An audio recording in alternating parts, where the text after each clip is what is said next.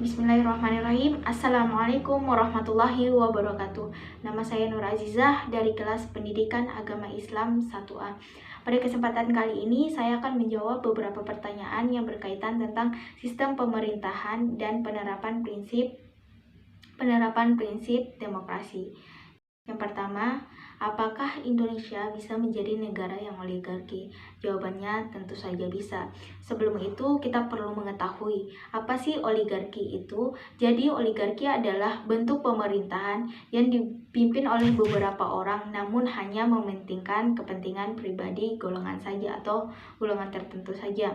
Seperti yang saya sebelumnya, bahwa negara Indonesia bisa jadi negara yang oligarki. Mengapa demikian? Kondisi politik Indonesia saat ini, oligarki politik Indonesia bisa saja mengancam demokrasi ya, karena partai yang seharusnya mengakomodasi suara rakyat namun disalahgunakan untuk kepentingan individu atau kepentingan ataupun kelompok tertentu saja.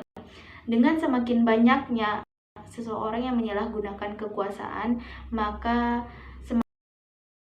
semakin kedua yaitu jika Indonesia merupakan negara yang demokrasi, bagaimana penerapan prinsip demokrasi yang sejalan sekarang dengan yang saya amati. Sebelum itu, kita harus mengetahui prinsip demokrasi itu sendiri. Prinsip demokrasi diantaranya yang pertama kedaulatan rakyat, yang kedua kebebasan warga negara dalam menjalankan hak asasinya. Prinsip demokrasi kita bisa melihat dari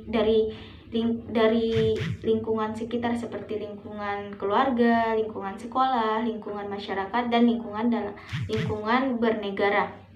Contoh dalam lingkungan keluarga misalnya, baik yang anggota keluarga baik yang muda maupun yang tua berhak atau memiliki hak untuk menyampaikan pendapatnya. Terus yang kedua dalam lingkungan sekolah. Dalam lingkungan sekolah kita bisa bermusyawarah dalam menentukan atau memilih ketua, menyusun tatanan struktur kelas, struktur tatanan piket, dan lain-lain sebagainya.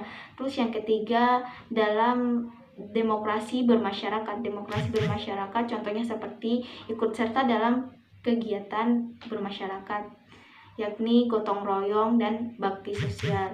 Yang keempat, demokrasi dalam bernegara seperti pemilihan umum. Namun demokrasi yang keempat ini belum berjalan dengan yang semestinya. Banyak oknum-oknum yang belum bisa memperbaiki atau masih menyalahgunakan kepentingan pribadinya, yakni dengan cara melakukan kecurangan.